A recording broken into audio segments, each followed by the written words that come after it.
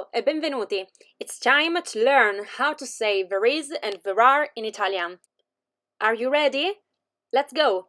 Or better, siete pronti? Andiamo! We use c'è to say there is and ci sono to say there are. As you can notice, our verb to be is here. It follows ci.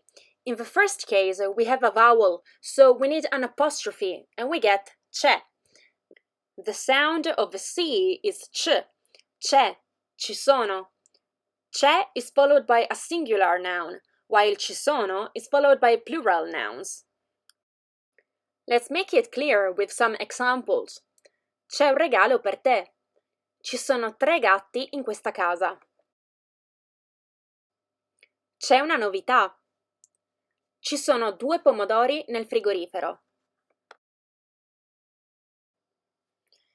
There is and there are also used in cases in which you would not use there is or there are in English. For example, c'è tuo fratello al telefono, or ci sono i miei colleghi che aspettano una risposta. What about the interrogative form?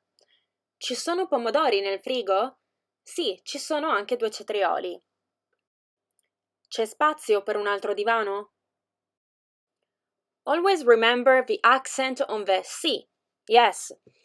As you can notice, nothing changes except the tone in which you pronounce.